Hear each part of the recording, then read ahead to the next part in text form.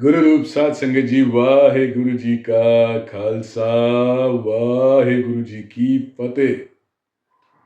साध संगत जी, 2 दिन पहले की बात है जब मैं गुरुद्वारा नानक प्याऊ साहिब में सुखासन के बाद बाबा निर्मोहन सिंह जी के साथ जोड़ाघर की तरफ जा रहा था। तो जैसा यूजुअली होता है कि बाबा जी जब जा रहे होते हैं तो संगत वाले उनको हाथ जोड़ के अभिनंदन करते हैं, फतेह बुलाते हैं। और कुछ ऐसे हैं जो उनसे बातचीत करते हुए अपनी समस्याएं रखते हैं, अपने क्वेश्चंस के आंसर्स लेते हैं। बाबा जी उनको गुरमत के हिसाब से जो उचित होता है वो रास्ता बताते हैं। तो एक मेरे वीर ऐसे वो आए उनके पास और कहने लगे कि बाबा जी, आपने जो गुरुद्वारे आने के लिए प्रेरणा दी थी, रोज महाराज की बख्शिश से गुरुद्वारे का नियम बन गया है और दास गुरुद्वारे भी आता है और जितना को हो सकता है बैठ करके गुरबाणी कथा श्रवण भी करता है। और महाराज की इतनी बख्शिश हुई है कि जब से ये करना शुरू करा है ऑफिस में अच्छी खासी तरक्की हुई और प्रमोशन भी मिल गई, अब एक ऊंचा ओहदा मिल गया है। मगर परेशानी ये है कि ओहदा मिलने के बाद से समस्याएं बढ़ गई हैं। अब तरह तरह की प्रॉब्लम्स सामने आ रही हैं, फेस करनी पड़ रही हैं और कभी कभी मन बहुत विचलित हो रहा है, बहुत परेशान हो रहा हूँ। तो बाबा जी अपने कैरिस्मेटिक तरीके में जैसे हमेशा संगत को बताते हैं, 2 एक साल पहले या शायद और कुछ पहले मेरे को भी उन्होंने एक काउंटर दिया था कि बेटा वाहेगुरु जाप जो है वो नाप के किया करो। और ये चीज़ उस समय थोड़ी ऑड लगी थी क्योंकि ये कहा जाता था कि गिनती नहीं करनी चाहिए, सास गिरास नाम जप करना चाहिए। मगर बाबा जी ने फिर समझाया प्यार से कि अवस्था होती है, क्या सास गिरास नाम जप करने लायक हो? क्या अभी तुम उस लेवल पे पहुंच गए हो कि तुम सास गिरास नाम जप कर लोगे? करके देखो, मन को लगा के तो देखो, ये भागेगा और तुम्हारे काबू नहीं आएगा। और फिर मुश्किल ये आएगी कि तुम्हें पता ही नहीं लगेगा और ये मन वाहिगुरु में नाम जप में जोड़ने की बजाय इधर उधर भागता फिरेगा। तो वो सिर्फ एक दिखावा मात्र रह जाएगा, असली नाम जप नहीं बन पाएगा। इसलिए जब शुरुआत करते हैं, माला पकड़ लेते हैं या काउंटर पकड़ लेते हैं, तो वो एक सहायक बनते हैं। जैसे एक बच्चा साइकिल चलानी सीखता है तो आपने देखा होगा कि साइकिल की साइड पे 2 छोटे छोटे सपोर्टिंग पहिए लगा दिए जाते हैं ताकि वो बच्चा जब साइकिल को पैडल करे तो वो बैलेंस खराब होने के कारण नीचे ना गिर पड़े। वो साइड वाले जो बैलेंसेज हैं, जो वो पहिए हैं, 2 सपोर्टर जो हैं, वो उसको गिरने से बचा दें। और एक बारी जब उसकी प्रैक्टिस बन जाए तो फिर उन पहियों को हटा दिया जाता है और बच्चा तेजी से उस साइकिल को आसानी से चला लेता है। बात सारी प्रैक्टिस की है, बात सारी लेवल अप करने की है, बात गुरमत में देखा जाए तो अवस्था की है। तो उन्होंने यही बोला कि सर्व रोग का औखद नाम, जो परेशानी आई है वो भी दूर हो जाएगी, नाम जप करो। और उनको काउंटर दे दिया। और मैं जब साथ में होता हूँ तो संत जी की अब एक वृत्ति बन गई है, वो थोड़ा सा ना इशारा कर देते हैं कि तुसी भी दसो कुछ। बस एक ये इशारा होता है कि कुछ बताओ, तो दास को अपने दादा भैया स्वरूप सिंह जी की बात याद आ गई। बचपन में जब हम पुराने समय में बहुत ज़्यादा ये सोशल मीडिया, मोबाइल, इंटरनेट नहीं होते थे। मैं बात कर रहा हूँ 79, 80 और 85, 86, फिर उसके बाद जब टीनेज आई तो हम स्कूल से सीधा दुकान चले जाते थे। स्कूल में लिख के दे दिया था और स्कूल बस से अपनी दुकान सदर बाजार जा करके बैठ जाना। और वहां पर ट्रेनिंग ज़्यादातर दादाजी के अंडर हुई, भैया स्वरूप सिंह जी, जिन्होंने दुनिया देखी थी। जो पाकिस्तान कैमलपुर छावनी से जब आज़ादी हुई, 2 विभाजन हुआ, पंजाब के 2 हिस्से हुए, तो फिर वो यहाँ वाले पंजाब, इंडिया वाले पंजाब में आए और फिर उसके बाद दिल्ली में आकर के उन्होंने रहना शुरू किया था, कैमलपुर छावनी रावलपिंडी से। तो उनकी जो एक बड़ी खूबसूरत बात थी कि बेटा, स्नान किए बिना घर से मत निकला करो, नहा के जाओ। और वो पूछते थे, क्या तुम नहाए? अब उनकी बात उस समय समझ नहीं आती थी। हाँ, अब उस समय शावर भी नहीं थे। हाँ जी, मग्गा लिया, बाल्टी ली, पानी डाल दिया, नहा लिए। कहने अभी नहाने की जांच नहीं आई, धीरे धीरे नहाना सीख जाओगे।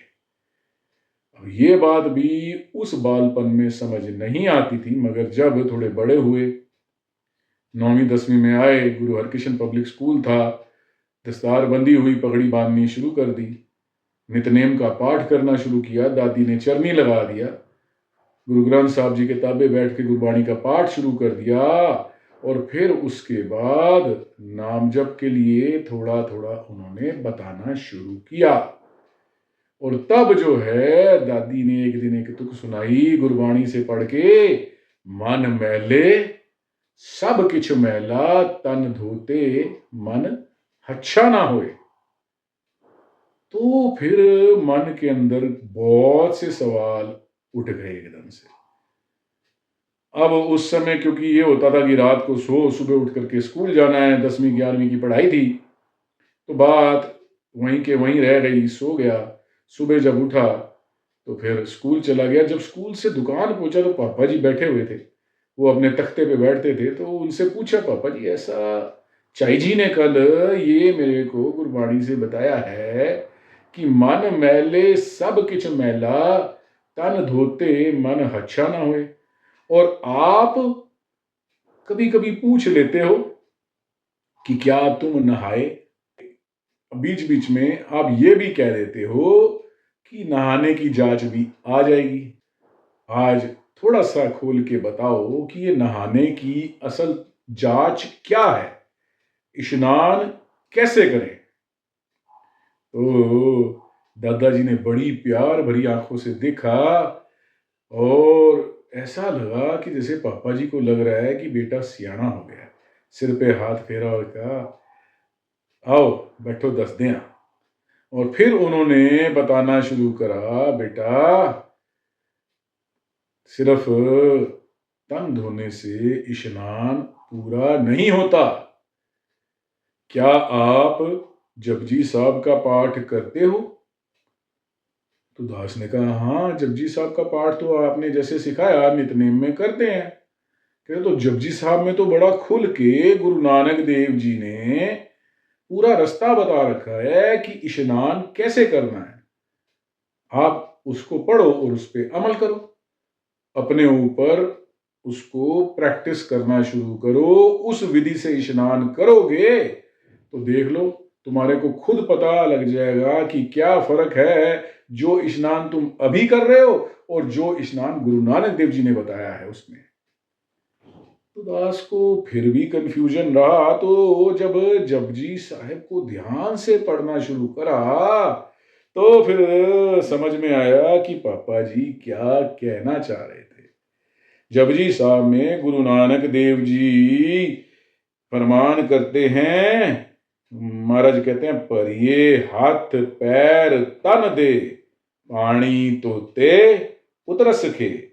कि हम अपने हाथों में, पैरों में, इस तन में या देही के कहीं भी या पूरी देही पे ही अगर हम भर जाते हैं गंदगी से, किसी तरह की डस्ट से, किसी तरह के कीचड़ से, कुछ भी हमारे ऊपर अगर लग जाता है तो पानी धोते उतरस खे। जो ये मिट्टी है, जो ये डर्ट है, जो ये डस्ट है, ये पानी से धोने पर धुल के निकल जाती है। ऊंत पलीती कपड़ होए, दे साबुन लहिए ओ तोए। मूत हो गया, कई बारी पेशाब थोड़ा सा लगा रह जाता है या छींटे पड़ जाती हैं। पलीती कपड़ होए, कई बारी कई तरह की एक्सक्रीशंस हैं, आपके मुंह से लार टपक रही है वो लग जाती है, और आपके कपड़े जो हैं या ये शरीर रूपी कपड़ा जो है कहीं ना कहीं वो लगी रह जाती है, जिसके कारण वो मैला हो जाता है, वो गंदगी हो जाती है। तो महाराज कहते हैं, दे साबुन लइया वो, तो उसको धोने के लिए तो एक साबुन ही पर्याप्त है। लिया साबुन, घिसा या लिक्विड है तो उसको मला और अच्छी तरह से झाग बनाया और उसको धो करके क्लीन कर दिया। तो मूत पलिती कपड़ होए दे साबुन लइये ओ तोए। आगे महाराज कहते हैं परिये मत पापा के संग ओ तो पै नावे के रंग। जो ये मत है, जो ये हमारी मति है, जो पूरी तरह से भरी हुई है, किससे भरी हुई है? पापों के साथ, पापा के संग। तरह तरह के पाप हैं, इंद्रियों के वश में किए हुए पाप हैं, और कभी काम, क्रोध, लोभ, मोह, मद, मत्सर, कई तरह के प्रलोभन, कई तरह के झूठे लालच, माया के प्रभाव में आकर के किए हुए छोटे बड़े पाप, गुनाह, अपराध असंख्य हैं, जिनको हमने अपनी मति में जगह दे रखी है, जिसमें हमने अपनी मत भर रखी है जिनसे, और जिनको हम अपने साथ ढोते फिर रहे हैं। उस गंदगी को साफ करने के लिए महाराज कहते हैं ओ तो पे नावै के रंग। उसको धोने के लिए सिर्फ परम पिता परमेश्वर का नाम, उस नाम का लगातार जप, वाहेगुरु वाहेगुरु वाहेगुरु वाहेगुरु वाहेगुरु निरंतर चलता जाएगा। इधर से वाहेगुरु वाहेगुरु वाहेगुरु वाहेगुरु अंदर उतरेगा, वो पूरे शरीर में संचार करेगा। वाहेगुरु वाहेगुरु वो मत तक पहुंचेगा, और जितने भी ये पाप रूपी गंदगी, ये विकारों रूपी मैल भरी हुई है, ये उस वाहेगुरु से धुलते धुलते धुल के निकल करके शरीर से बाहर हो जाएगी, और ये शरीर साफ स्वच्छ निर्मल हो जाएगा। बोलो सतनाम श्री वाहेगुरु। तो ये रास्ता है, मत को अगर पापों से खाली करना है तो उसका फिर ये रास्ता श्री गुरु नानक देव जी बताते हैं। और महाराज कहते हैं पुन्नी पापी आखण नाही। जो पुन्नी है या फिर जो पापी हैं वो आखण नाई, वो सिर्फ नाम नहीं है, वो सिर्फ कहने के लिए पुन्नी और पापी नहीं है। कर कर करना लिख ले जाओ, यानी कि जो आप कर रहे हो, जो आपके ये कर्म हैं, जो ये बनते चले जा रहे हैं आपकी डेली रूटीन के कारण, आपके डेली कार व्यवहार के कारण, कर कर करना, ये जो कर्म बन रहे हैं, तो फिर ये लिख ले जाओ। ये लिखा बनता चला जा रहा है, ये सब दर्ज होते चले जा रहे हैं, और ये वही हैं जो आपको साथ लेकर के जाने हैं, जो ये संसार का हर जीव अपने अंदर उतार करके साथ ले करके जाता है। और महाराज आगे कहते हैं आपे बीज आपे ही खाओ, जो कुछ बीजेगा उसका फल तू आप ही खाएगा। कहने का मतलब ये है कि अगर तू अच्छे कर्म करेगा तो उन अच्छे कर्मों का फल तेरे को तरह तरह के सुखों के रूप में प्राप्त होगा। और यदि तू बुरे कर्म करेगा, पाप करेगा, अपराध करेगा, तो उसका जो दुख है, उसका जो कष्ट है, उसकी जो परेशानी है, वो भी तुझे ही झेलनी पड़ेगी। कोई और तेरे को उसमें हिस्सा बटाने के लिए नहीं मिलेगा। महाराज एक और जगह पे गुरु ग्रंथ साहब में कहते हैं ना, अन काहे रातड़िया वाट दुहेली राम, पाप कमावंदिया तेरा कोई ना बेली राम। कोई बेली, कोई साथी, कोई संगी, कोई मित्र, कोई सखा, कोई सहेली नहीं, जो पाप के अंदर, जो तू पाप की कमाई कर रहा है, तेरा साझीदार बने, तेरा बेली बने, तेरा साथी बने, तेरा हमराज बने, तेरा हमसाया बने, वो तेरे पाप में हिस्सा बटाए। कोई ऐसा नहीं मिलेगा पूरे का पूरा उस पाप का, उस गुनाह का, उस अपराध का फल सिर्फ और सिर्फ तुझे ही भुगतना पड़ेगा। ये महाराज कहते हैं। तो आपे बीज आपे ही खाओ, नानक हुक्मी आवो जाओ। और कहते हैं, हे नानक, ये जान ले कि उस परम पिता परमेश्वर वाहेगुरु के हुक्म से ही फिर तू यहीं फंसा रह जाएगा। किसमें? आओ जाओ, जन्म लो मरो, जन्म लो मरो, कर्म करते चले जाओ। उन कर्मों के हिसाब से जितना आपको जीवन मिला है उसको भोग लो, और उसके बाद मृत्यु को प्राप्त हो जाओ। फिर उसके बाद जो इस जन्म के कर्म है वो भी इकट्ठे हो गए, सारे कर्मों को इकट्ठा करके फिर से कर्मी आवे कपड़ा, एक नया कपड़ा, एक नए जीव के रूप में फिर से जन्म लो। अब वो तुम्हारे कर्मों पर डिपेंड करता है कि कौन सी जोनी मिलती है, और जो सी जोनी मिले उसको निभाओ, अपना समय पूरा करो और फिर जाओ। इस गेड़ से कहीं कोई छुटकारा नहीं। और यदि तुम असल मायने में छुटकारा पाना चाहते हो तो फिर एक ही रास्ता है जो महाराज ने बता दिया कि जो भी मत, जो भी आपका जो अंतर मन है, ये पापों के चलते भरा गया है, अपराधों से भरा गया है, गुनाहों से भरा गया है, तरह तरह की बुरी मत से भरा गया है। वाहेगुरु वाहेगुरु वाहेगुरु वाहेगुरु वाहेगुरु नाम जप करके अपना अंतर मन धोते चले जाओ, धुलाई कर लो, सारी गंदगी सारी कालक से छुटकारा पालो। जब तक सांस है तब तक समय है, उसके बाद कुछ नहीं मिलेगा। तो वाहेगुरु वाहेगुरु शुरू कर दो, गंदगी मैल साफ कर दो, और जब मन निर्मल हो जाए, मत के अंदर गंदगी समाप्त हो जाए, फिर कर कर करना लिख ले जाओ। और आप फिर जब करने लगोगे और अंदर वाहेगुरु वाहेगुरु का पैरा है, तो फिर वाहेगुरु वाहेगुरु ही होगा। फिर आप गलत रास्ते की तरफ जा ही नहीं पाओगे, क्योंकि महाराज का पैरा है। गुरु मेरे संग सदा है नाले, सिमर सिमर तिस सदा संभाले। और जिसने सिमर सिमर के अपने गुरु को संभाल लिया, वाहेगुरु वाहेगुरु चला लिया, फिर वो वाहेगुरु, तू वाहेगुरु संभाल, वाहेगुरु तेरे को संभाल लेगा। बोलो सतनाम श्री वाहेगुरु। वो ऐसा संभालेगा, फिर तेरे को गलत रास्ते नहीं जाने देगा, कुराए नहीं जाने देगा वो। और फिर मत तेरे पापों से भर ही नहीं पाएगी, गलत तरफ ख्याल ही नहीं जाएंगे, मन निर्मल हो जाएगा, और तेरे बुरे कर्म नहीं बनेंगे, अच्छे कर्म बनेंगे। और कहीं तू निष्काम हो गया, कहीं तूने कामनाएं खत्म कर दी, आशा मनसा सगल त्यागे, जगते रहे निराशा, काम क्रोध जह परसै नाहिन तय कट ब्रह्म निवासा। फिर तो ब्रह्म का आप निवास तेरे घट में, तेरे अंदर हो जाएगा।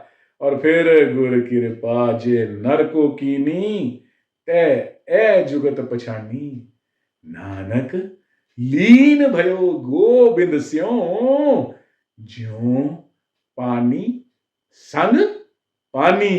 पानी की तरह तू अपने गोविंद में, अपने परम पिता परमेश्वर में लीन हो जाएगा, एक रूप हो जाएगा। फिर तुझ में और परमेश्वर में कोई भेद, कोई फर्क, कोई अंतर रह ही नहीं जाएगा। तू खुद परमेश्वर रूप हो जाएगा। बोलो सतनाम श्री वाहिगुरु। साध संगत जी, यहां तक तो जो दादाजी की बात याद आई वो आपके सामने रखी है।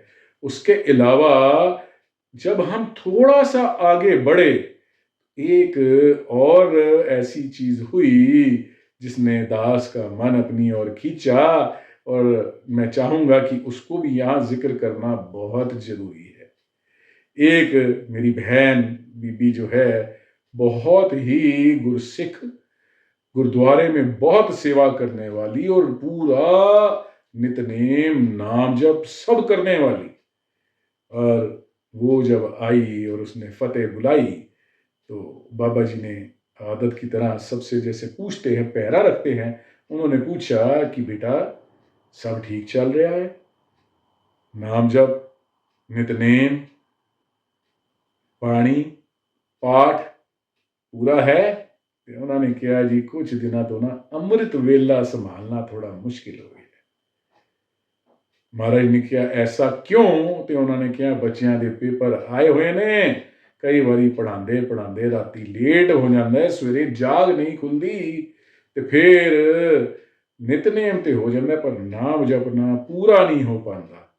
जिमें पहला नेम बनया होया सी कि नाम जप दी भी एक संख्या सी जो काउंटर के उत्ते माला के रूप में पूरी हो जाती सी, हुण वो पूरी नहीं हो पाती। ਤੇ ਮਹਾਰਾਜ ਨੇ ਕਿਹਾ ਪੇਪਰ ਵੀ ਹੁੰਦੇ ਰਹਿਣਗੇ, ਤੁਸੀਂ ਬੱਚਿਆਂ ਦੇ ਪੇਪਰ ਦੇ ਪਿੱਛੇ ਆਪਣਾ ਪੇਪਰ ਨਾ ਫੇਲ ਹੋ ਜਾਓ, कोशिश करो नाम जब पूरा होए अमृत वेला संभालो।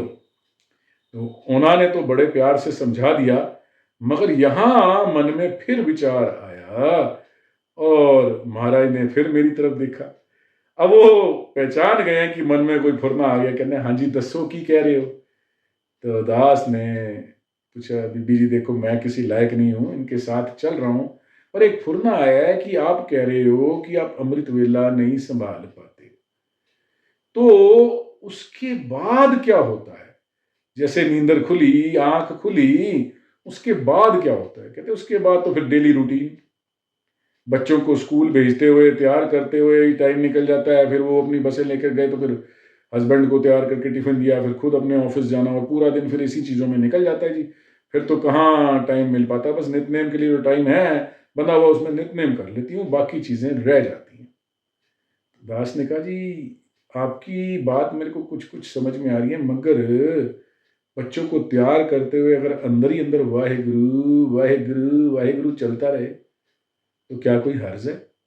हाँ बीच में हो सकता है आपको बच्चों को कुछ बोलना पड़े या कुछ कहना पड़े, मगर जब जब बीच में समय मिल रहा है स्नान करते हुए, नहाते हुए, जब देही स्नान कर रहे हो अंदर जा करके, जब टॉयलेट में बैठे हो, वाहेगुरु वाहेगुरु अंतर मन में चलता रहे, उच्चारण नहीं, अंदर अंदर ही वाहेगुरु वाहेगुरु चलता रहे।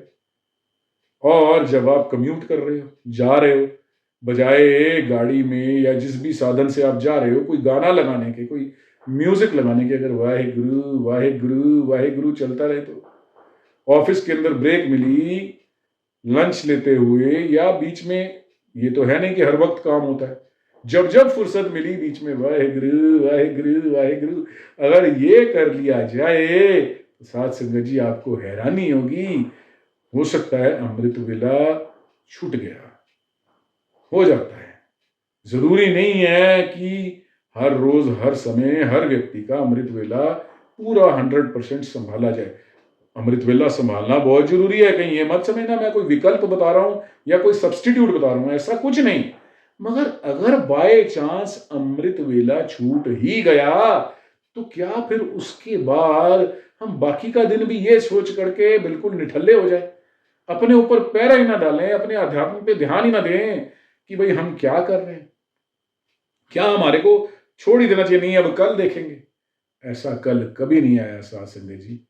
आपके आगे हाथ जोड़िया बेनती है, कोशिश करके देखो एक बारी वाहेगुरु वाहेगुरु चला के देखो, आपको खुद आनंद आना शुरू होगा, आपको खुद महसूस होगा, और कब माला पूरी हुई कब गिनती, फिर गिनती भूल जाओगे आप, फिर आप इतना कर लोगे कि जो भी आपने सोचा होगा महाराज खुद आंग सांग होके उसको और आगे लेके जाएंगे।